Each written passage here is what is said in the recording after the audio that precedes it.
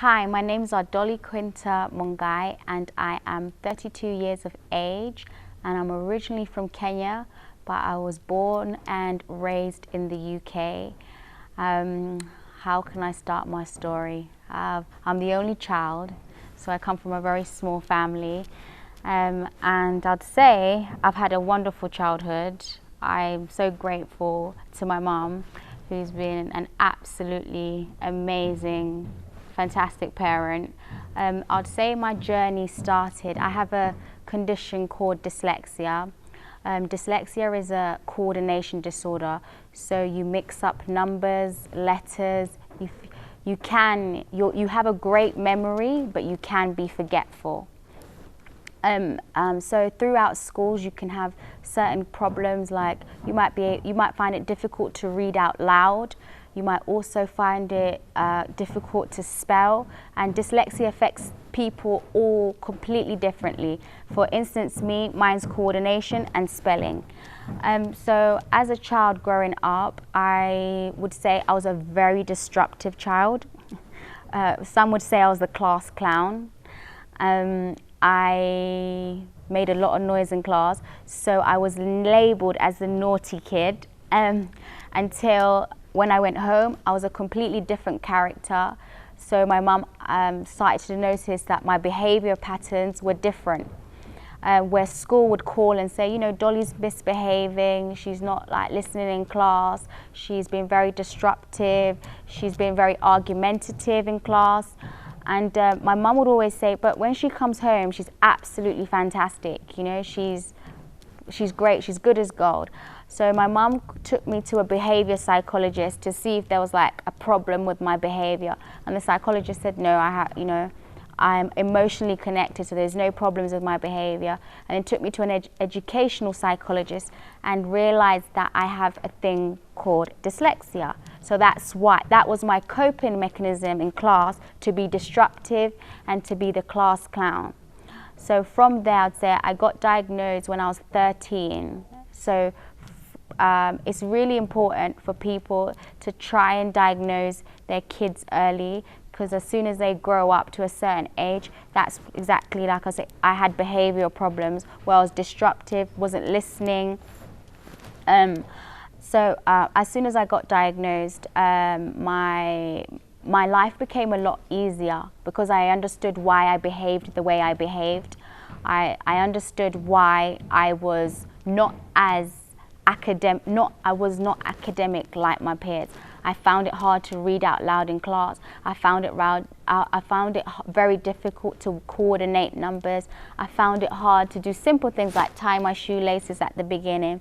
So this made me understand why I was like that. And I'm so grateful to my mum that she never gave me that title of being stupid. That was never anything that was a word that I'd ever experienced, especially at home. She was always very encouraging, and I don't think I would have been where I am today if it wasn't for my mum's patience and understanding that I had a condition that was not detrimental. So it was just a condition. It wasn't me as a person, if you know what I mean. It was just a condition.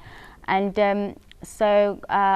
like I was saying, as soon as I was diagnosed, life became a lot more easier. I got the help that I needed in class, and I got the help that I needed to be able to become a sufficient adult in life. Because prior to that, and I think a lot of children and adults, because dyslexia affects everybody. It doesn't discriminate from race, gender, religion.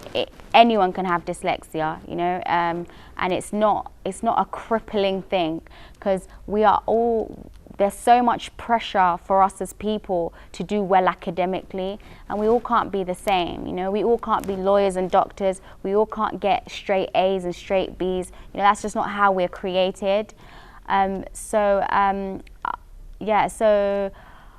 Going backwards, like I was saying, my mum really did encourage me. She like built my self-confidence, my character as a person, where some parents might not be able to do that because they've labelled their kids as stupid, or they might side with the schools. If the school is saying that their child is misbehaving, instead of trying to investigate why that child is behaving the way they're behaving, they outcast that child's behavior.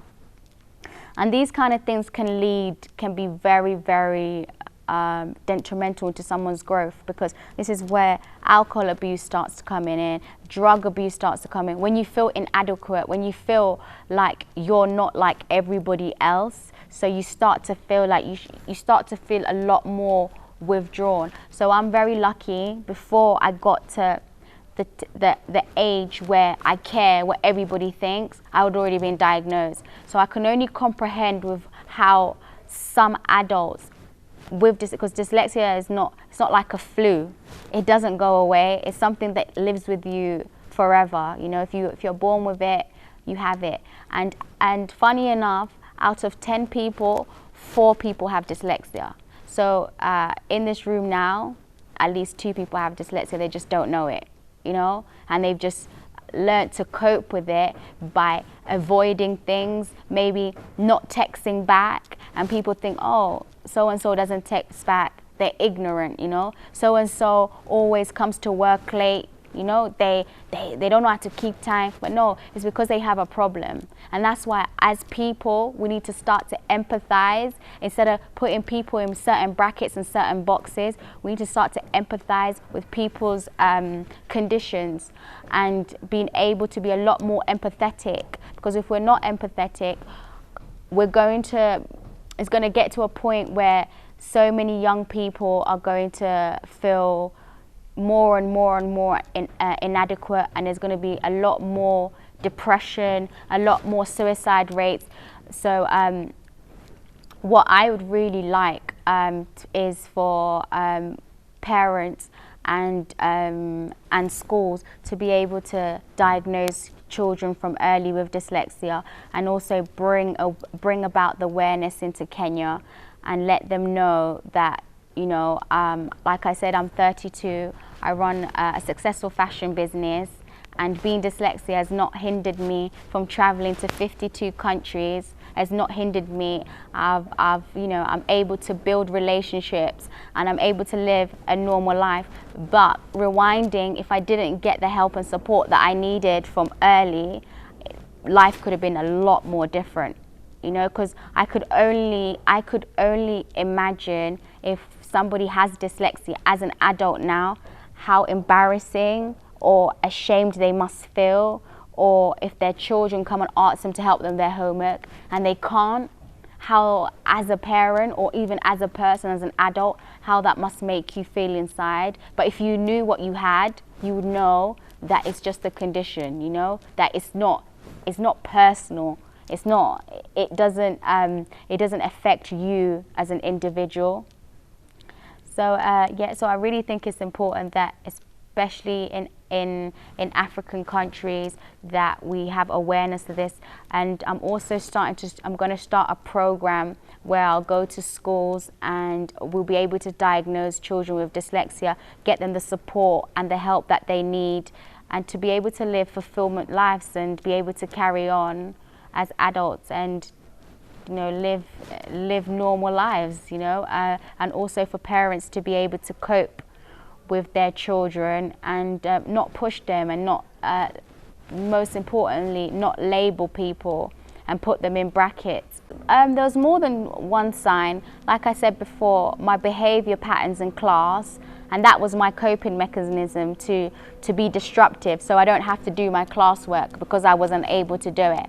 And also, I could not follow instructions and just basically do as I was told. And it wasn't because I was disobedient, just some things, like I said, coordination, you don't click with coordination. So you could tell me to turn left and I turn right, vice versa. You could tell me to turn left and I turn right, you know. So there was things like that that obviously my mum probably noticed, but maybe because she's my mum, she was a lot more patient. But in school, if you're told to put 10 green balls in a basket and you put 4, they're gonna think, you know how to count, you know colours, so why are you not doing it? So there was loads of like little signs. But as I got older, I've found equipment and things to use to help me cope, like Siri. I use audiobook to obviously help me read books, and I use Alexa. Alexa is, I don't know if do you guys have Alexa? Yeah, I use Alexa. I use Alexa. So I use equipment to just help me cope. And I know obviously these equipments are not accessible to everybody, but if you know that you have an issue, maybe you'll be more aware of certain equipment that you can use to get you by.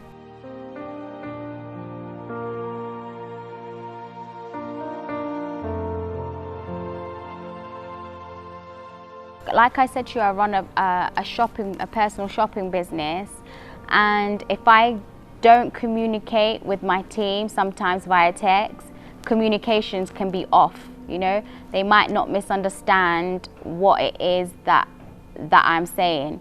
So that can be quite off. And also, like I said, with dyslexia, you suffer from coordination. So there's been not once or twice, I'd say at least 3-4 times, I've gone to the wrong airport on the wrong day, thinking my flight was that day. And there's many times where I've gone to withdraw money or take money out and I've blocked my PIN, because your coordination with numbers, it's not that you're forgetful, you just suffer with coordination with numbers.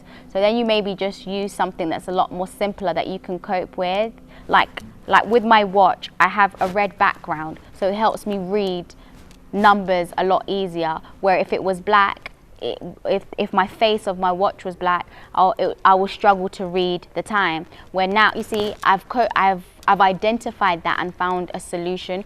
So with dyslexia, you just find things that work for you, live your day-to-day life, you know. Like I've said, I run a fashion business. I've been running a fashion business since I was 21, and I've been more than capable of accomplishing and doing things, meeting my expectations in life. Obviously, I haven't done everything because I'm still 32, but I've met my expectations in life. So, and there's so many people in the world that are dyslexic. Like, some of the greatest minds that have ever touched our planet have been dyslexic. Like Robert Einstein, he was dyslexic. The man that told us that time is an illusion. Muhammad Ali, how many fights has he won? Will Smith, you've seen him on your screens how many times? George Washington, he's been a president, you know. So dyslexia does not mean that you're, incapable.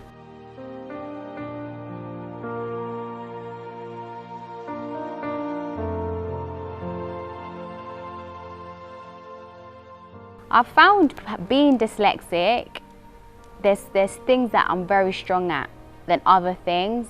With dyslexia, when you do have dyslexia, you have a lot of things that you can self-reflect on. So you're very good at looking at yourself in the mirror and knowing, I can't do this, but I can do this. So this is what I'm going to focus on. So you're very okay to be like, I can't do this. Even people who live with dyslexia and they don't know they have dyslexia, they cope with so many ways than a person who doesn't have dyslexia. They're very self-aware. So I think being dyslexic has made me very self-aware. So I know where my limits are and what I can and cannot do. So I don't force it. If I can't do it, I can't do it. So I don't force it. I'm not going to try and write you an 800-page document because I can't do it. I'm not going to force it. It's a waste of my time and it's a waste of your time. So either that, I'm going to get somebody that can do it.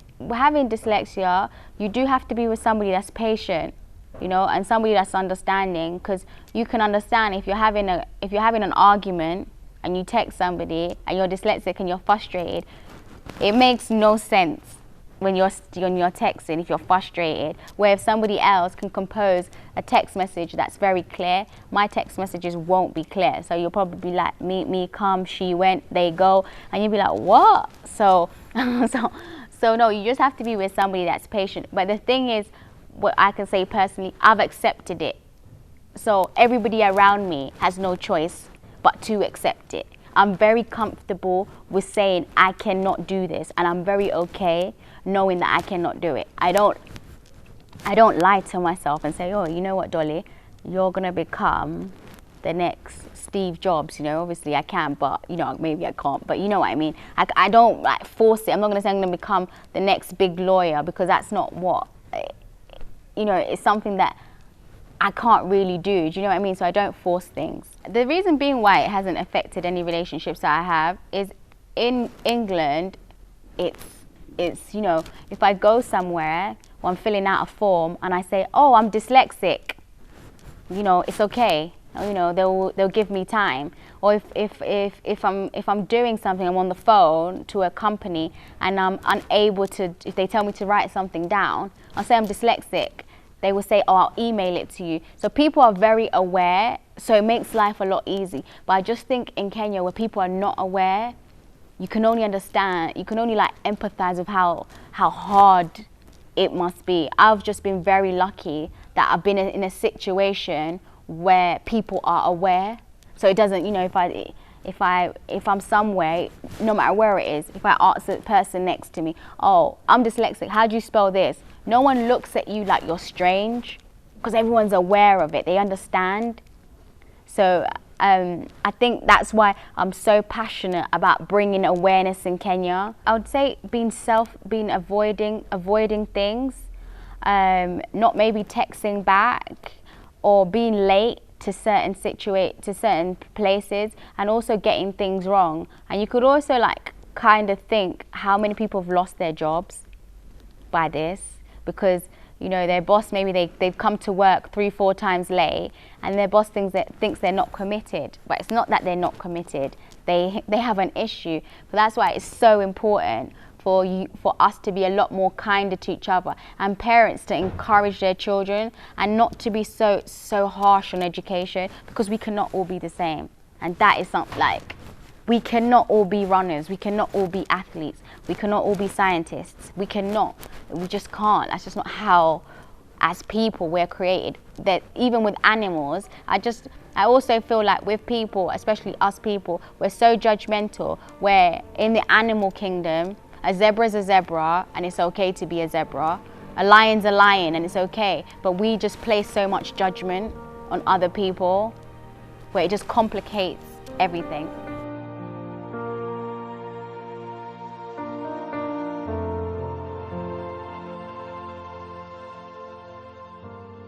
I'm a stylist. Yeah, I'm a personal shopper. Yeah, which is great for me because I'm creative. So it's like a canvas for me. You know, I have an open canvas. If I want to paint it green, I can paint it green. If I want to paint it white, I can paint it white. There's no limits in what I can do in my job. So yeah, and there's no limits what I can, because fashion has no right or wrong. It's personal, so you can't see somebody wearing green trousers and be like, oh, that's not fashionable, because fashion has no right or wrong. So I found something that like I could express myself with my condition, and I've been able to make a living out of it. I love to cook, I love to shop, I love to meet people. I'm such a people person. What else can I say? I love to travel. Travel has got me where I am, because it makes you understand why people behave the way they behave. And you have your own perspective of why a place is like this, instead of getting secondhand information. So places that I've been, I can actually tell you firsthand what it's like, instead of watching it on the news and letting them tell me their story. So I've created my own version. The takeaway I would like somebody that's watching this with dyslexia, just to know that there are millions of people in Asia, in Pakistan, in Saudi Arabia, in England, in Congo, that are just like you. You know, so you're not an outcast, you're not different, and you shouldn't feel that like you're incapable. The sky's the limit. There's so many things that you can do. Like dyslexic people are very good entrepreneurs, they're very good leaders. So there's so much things you can do, but don't focus on the things that you can't do.